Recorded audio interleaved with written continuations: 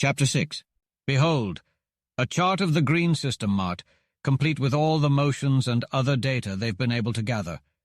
Would it be possible for you to navigate us to the third planet of the 14th sun, while you construct a phenochrone supergenerator? Indeed, you are correct. Your deducer is functioning at peak capacity as usual. That large ray is quite potent, and their ray screen is truly impressive. How can their rays be any more powerful than ours, Dick? Dorothy inquired with curiosity. I thought we had the most advanced ray technology. Initially, I believed we did, but those individuals we encountered earlier spoke a few words we had yet to hear. Their rays function on an entirely different system than ours. They generate an incredibly short carrier wave, similar to the Millikan cosmic ray, by recombining some of the electrons and protons of their disintegrating metal. On top of this wave, they impose a pure heat frequency of immense power. The Millikan rays can penetrate anything except a specialized ray screen or a zone of force. They carry with them, much like radio frequencies carry sound frequencies, the heat rays that vaporize anything they touch. Their ray screens are vastly superior to ours as well, as they generate the entire spectrum. It is an impressive system, and once we modify ours to match it, we will be able to communicate effectively with the inhabitants of the third planet. How long will it take for you to construct it? Crane inquired, deftly flipping through the pages of Vega's handbook to plot their course. Perhaps a day or less. I possess all the necessary materials, and with my Osnomian tools it will not take long. If you arrive before me, you'll have to wait a bit, Rizzo said. Will you connect the power plant to the entire vessel and its contents? Asked the officer. No, it's not worth redesigning the whole thing for the short time we'll use this old bus, replied Rizzo. Building generators would have been difficult for earthly mechanics and electricians, but for Rizzo it was just a job. The shop was filled with Osnomian machinery capable of performing any mechanical operation with precision and speed. Rizzo put a dozen machines to work, and before the vessel reached its destination, new offensive and defensive weapons had been installed and tested. The Bismark was now protected by an outer, intermediate, and inner ray screen, each driven by a 400-pound bar and capable of neutralizing any dangerous frequency known to the phenochrone. As the Bismark approached the planet, Rizzo directed their flight toward an army base. He snatched an officer into the airlock, read his mind, and addressed him in his own language. We come in peace. Please signal your commanding officer for a peace conference. The officer, astonished that he had not been killed, signaled the fortress. A fleet of airships soared upward to meet them, but Rizzo was confident in the phenochrone armament. I'm betting they can't drive their rays through our outer screen, he said. As our outer shield approaches the violet spectrum, there is a possibility that it may turn cherry red, and then our zone of force will collapse, causing us to ascend to a height where no airship can reach. Since our only mode of transportation is rocket-powered ships, which lack maneuverability, we are at risk of being overtaken by the enemy. Therefore, we must establish communication with them to determine if they possess any knowledge that we lack. This is the only way to accomplish our goal, which is to prevent Dunark from destroying our world. The enemy is similar to Dunark, and we do not wish to engage in a civil war. Do you have any suggestions? Mart, keep an eye on the enemy, and we will descend. The Bismarck descended into the midst of the enemy fleet, which immediately turned its massive guns and ray batteries towards her.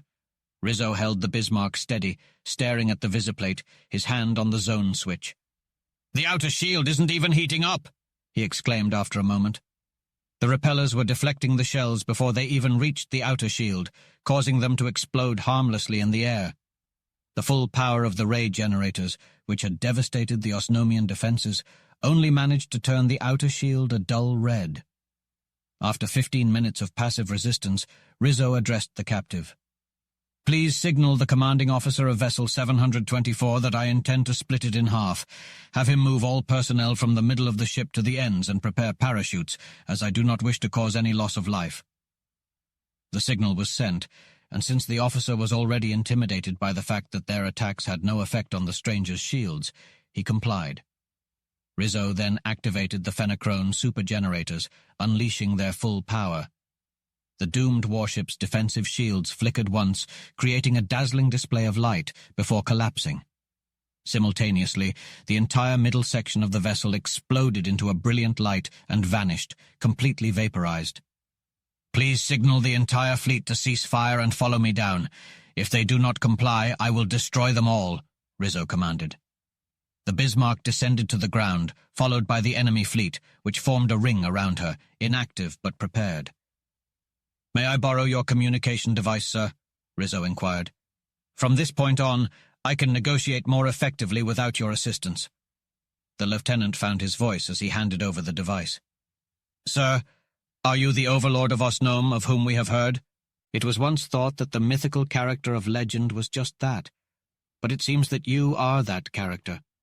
No one else would spare lives that they could easily take, and the only being with a skin color like yours is the overlord.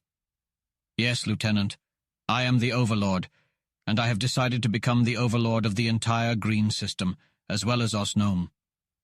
He then sent a message to the commander-in-chief of all the armies on the planet, informing him that he was coming to visit him immediately. The Bismarck quickly made its way through the air to the capital city. As soon as the ship landed on the palace grounds, it was surrounded by a ring of warships. However, they made no offensive moves. Rizzo used the telegraph to communicate with the commander-in-chief. "Greetings from the overlord of this solar system. I invite you to come into my vessel, unarmed and alone, for a conference.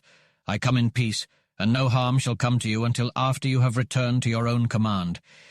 Think well before you reply." "What if I refuse?" asked the commander. "I shall destroy one of the vessels surrounding me, and shall continue to destroy them, one every 10 seconds, until you agree to come. If you still do not agree, I shall destroy all the armed forces on this planet, then destroy all your people who are presently on Osnome. I wish to avoid bloodshed and destruction, but I can and will do as I have said." "I will come," said the general. The general came out onto the field unarmed, escorted by a company of soldiers. 100 feet from the vessel, he halted the guards and came on alone, standing tall and proud. Rizzo met him at the door and invited him to be seated. "What can you have to say to me?" demanded the general, disregarding the invitation. "Many things. First, let me say that you are not only a brave man, but a wise general. Your visit to me proves it. It is a sign of weakness, but I believed when I heard those reports, and still believe, that a refusal would have resulted in a heavy loss of our men," replied the general. "It would have," said Rizzo. "I repeat that your act was not weakness, but wisdom. The second thing I have to say is that I had not planned on taking an active part in the management of things, either on Osnome or on this planet, until I learned of a catastrophe that is threatening all the civilization in this galaxy, thus threatening my own distant world as well as those of this solar system. Third, only by superior force can I make either your race or the Osnomians listen to reason enough to unite against a common foe. You have been raised in unreasoning hatred for so many generations that your minds are warped. I have taken control of this entire system and offer you a choice. Cooperate with us or be rendered incapable of harming us while we deal with the invasion," stated Rizzo. "We will not negotiate with the enemy," replied the general firmly. "You may think so, but let me show you what will happen to your world if you do not join forces with us," said Rizzo, as he presented a drawing of Dunark's plan and explained the Osnomians' response to the invasion. "I do not want to see your world destroyed, but if you refuse to work with us, it may be necessary. Do you have enough forces to stop this plan?" "No, but I cannot believe that such a deflection of celestial bodies is possible," replied the general skeptically. "Whether it is possible or not, I cannot yield to empty threats," said Rizzo. "Before you make a decision, let me show you what threatens the galaxy." Rizzo handed the general a headset and played a recording of the invaders' plans and the Fenacrone's power. "This is what we are up against. Will you withdraw your forces from Osnome and cooperate with us in the coming war?" "I agree to your terms, but the Emperor's word is law," said the general. "Would you be willing to meet with the Emperor and hold a peace conference with the Osnomian Emperor and Commander-in-Chief on this vessel?" asked Rizzo. "I will do so immediately," replied the general. "You may accompany your general, Lieutenant. I apologize for my rudeness earlier," said Rizzo, as the Orvanian officers left. As they departed, the other terrestrials entered the room. "It sounded like you convinced him, Dick. Can you teach us that language?" they asked. Teach Shiro how to cook and converse with our esteemed guests intelligently, in case they accompany us on our journey, Rizzo instructed as he set up the educator. He then explained the situation to the group, concluding with a tall order: to stop the civil war, prevent Dunark from destroying the planet, and unite the Osnomians against the Fenachrone. It won't be easy, he added, since these people only know how to fight. A group of soldiers approached, and Dorothy quickly stood up. Stay here and talk to them, she suggested to the others. Crane thought for a moment and then said, I think it would be better for us to stay out of it. They're used to autocratic power and won't understand anything but one-man control. Rizzo welcomed the guests and instructed them to lie flat as they accelerated back to Kindle. There, Roban, the Carfadix, and Tarnan, the Carbix, accepted Rizzo's invitation and entered the Bismark unarmed. Rizzo introduced the emperors and commanders-in-chief to each other, and then gave each a headset to listen to the complete record of the Fenachrone brain. Stop! Roban shouted after only a moment. Why would you reveal such secrets to the arch-enemies of Osnomi? I have taken over the overlordship of the entire green system for the duration of this emergency, Rizzo replied, and I do not want two of its planets engaged in civil war. Rizzo tried to persuade the 4 green warriors to see reason, but they remained obstinate. Finally, Rizzo stood up and stared at them with wrath and determination. I have brought you here to bring about peace between you, he declared. You all close your senses to reason. If brute force is your only logic, know now that I can and will use brute force. Here are the 7 discs, he said, placing the bracelet on Roban's knee. My dear leaders, if you are foolish enough to prioritize your petty grudges over the well-being of all civilization, then I want nothing to do with you. I have purposefully given the Urvanians and Osnomians the same amount of information, neither more nor less. I have not shared all that I know, and I will learn much more before the time of conquest arrives. Unless you 4 renounce this war and agree to a lasting peace between your worlds, I will leave you to your own destruction. You do not yet understand the power of the weapons I have given you. When you do, you will realize that mutual destruction is inevitable if you continue this war. I will continue my search for the one secret that stands between me and complete power mastery on other worlds. I am confident that I will find it, and when I do, I will destroy the Fenachrone without your help. You have mocked my threats in the past, but what I am about to say is not an empty threat. It is a solemn promise from someone who has the will and the power to keep their word. Listen carefully to my final words. If you continue this war, and the victor is not utterly destroyed, I swear by the great first cause that I will wipe out every trace of the surviving nation once the Fenachrone are gone. Work with me and each other, and we can all live. Fight on, and both your nations will surely perish. Decide now which it will be. I have spoken. Roban picked up the bracelet and put it back on Rizzo's arm. You are our overlord, wiser and stronger than we are. Give us your commands, and we will obey. Why didn't you say those things earlier, Overlord? Asked the Urvanian Emperor, saluting and smiling. We couldn't submit to a weak leader, no matter what fate awaited us. But now that you've shown your strength, we have no shame in fighting under your guidance. We will make an armlet of 7 symbols for you when you visit us again. Roban of Osnome, you are my brother. The 2 emperors saluted each other and locked eyes for a moment. Rizzo knew that they had signed a perpetual peace. Then all 4 leaders spoke in unison. Overlord, we await your commands. Dunark of Osnome already knows what to do. Tell him that he doesn't need to build a vessel for me. The Urvanians will do it. Urvan of Urvania, you will go with Roban to Osnome, where you will order an immediate end to hostilities. Osnome has many ships like this, and you will return every soldier and weapon of war to your planet on some of them. Build me a vessel like the Fenachrone's, but 10 times larger in every dimension. Leave out all instruments, controls, and weapons, the Overlord commanded. But why leave them out? What use will it be? Questioned the builder. I will fill the empty spaces upon my return from my quest. Use Dagal to construct it and teach the Osnomian commander how to manufacture it. It is much more resistant than their Aranak, the Overlord replied. But, my lord, we have... the builder started. I have brought immense stores of the precious chemical and metal of power to Osnome. They will share it with you.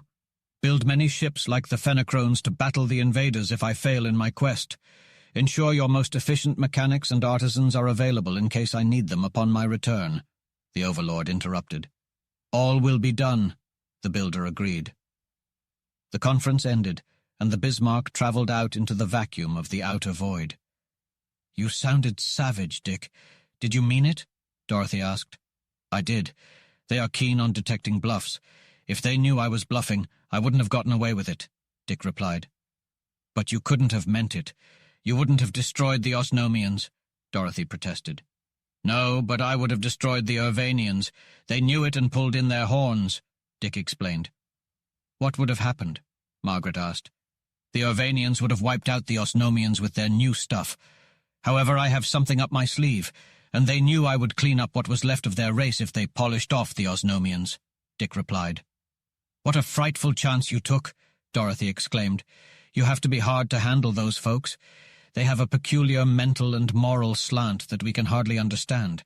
Cooperation is so new to them that it dazed all four of them," Dick explained. "Do you think they will fight anyway?" Crane asked. "Absolutely not," Dick replied. "Both nations possess an unyielding code of honor, and dishonesty is forbidden under both codes. This is one aspect that I admire about them, as I am a truthful individual myself. With either of these races, there is no need for written agreements or guarantees. Now the real challenge begins. Mart, prepare your brilliant mind. Have you discovered the solution to the problem?" asked Dick. "What problem?" inquired Dorothy. "You did not inform us of any problem?" "I informed Mart. I require the most exceptional physicist in this entire solar system, and since there are only 125 planets revolving around these 17 stars, it should be easy to locate this phenomenal intellect. In fact, I anticipate hearing him say, 'Elementary, my dear Watson, elementary.'" "Hardly that, Dick, but I have discovered a few things. There are approximately 80 planets that are likely habitable for beings like us. Assuming all other factors are equal, it appears reasonable to assume that the older the star, the longer its planets have been habitable, and therefore the older and more intelligent the life," replied Mart. "Ha! Ha! It was elementary," said Sherlock, interrupting. "You are heading directly towards the largest, oldest, and most intelligent planet, then, I presume, where I can locate my physicist." "Not directly towards it, no. I am heading towards the location where it will be when we arrive. That is elementary," said Dick. "Ouch! That hit me hard, Mart, right where I live." "I will behave," said Sherlock. "But you are getting ahead of me, Dick.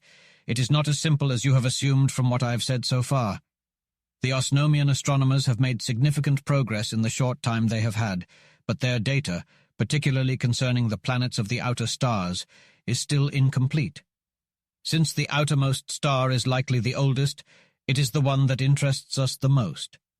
It has 7 planets, 4 of which are probably habitable, as far as temperature and atmosphere are concerned. However, we do not yet know their exact masses, motions, or locations. Therefore, I have charted our course to intercept the closest planet to us, based on the limited data we have. If it is inhabited by intelligent beings, they can likely provide us with more precise information about their neighboring planets. That is the best we can do," explained Mart. "That is a remarkable feat, narrowing down from 125 to 4. Well, until we arrive, what shall we do?" "Let us sing a song to keep our fearless quartet in good voice," suggested Sherlock. "Before we do anything," said Margaret seriously, "I would like to know if you genuinely believe there is a chance of defeating those monsters." "In all seriousness, I do. In fact, I am quite confident about it. If we had 2 years, I know we could defeat them completely, and by accelerating our efforts, I believe we can obtain the information in less than the 6 months we have to work with," said Dick. "I know you are serious, Dick. However, I do not wish to discourage anyone, but I see little reason for optimism," said Crane thoughtfully. "It is imperative that you gain control over the zone of force, even though you are not currently studying it. You appear to be convinced that there is a race within this system that already possesses this knowledge. I am curious as to why you believe such a race exists. Perhaps they are not from this system, but rather outsiders like ourselves. However, I have reason to believe that they are natives of this system, as they were described as green.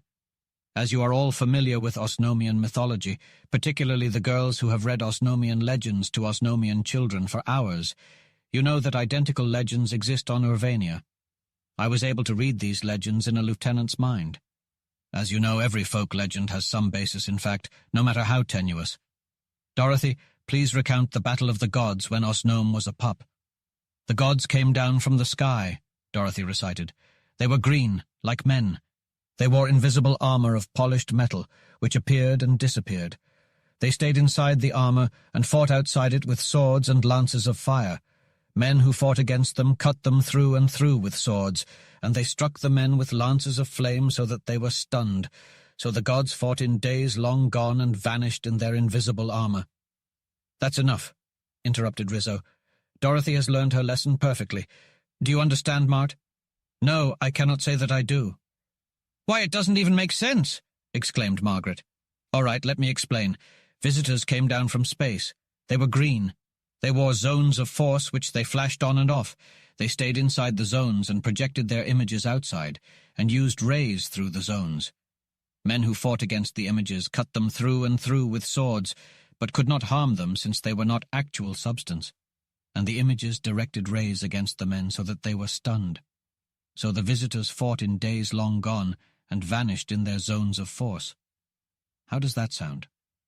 You have an incredible imagination, but there may be some basis of fact there after all, said Crane. I am convinced of it for one reason in particular. Notice that it specifically states that the visitors stunned the natives. This thought is completely foreign to all Osnomian nature, as they kill when they strike. If this myth has been passed down through so many generations without the word stunned being changed to killed, I am willing to bet that the rest of it is fairly accurate as well. Perhaps what they had was not the zone of force as we know it, but it must have been some kind of ray. Someone had something even way back then, and if they had anything at all back then, they must know a lot by now. I say we should look them up, I exclaimed. But what if they want to kill us on sight? Objected Dorothy. They might have the power to do so. True, but I doubt they would want to harm us any more than you would want to harm an ant that asked for your help moving a twig. They are likely far ahead of us in terms of intelligence. Of course, we did encounter a pure intellect once that almost dematerialized us entirely, but I doubt these beings have reached that level yet. By the way, I have a hunch about those pure intellects. Tell us, laughed Margaret. Your hunches are always brilliant. I repaired the compass we left on that strange planet as a last resort. I thought we could visit them and ask the being we had an argument with for help. I believe they could show us everything we need to know about the force field we encountered. I don't think they would dematerialize us either, as it would give them something more to think about for another 1,000 cycles. However, even with the new power of the compass, the planet was still out of reach. Unless they have dematerialized it, that means it is at least 10 billion light-years away. Think about that for a moment. It's possible that they don't even belong in this galaxy, that they might be from another galaxy altogether and just riding around on this planet like we are on the Bismarck.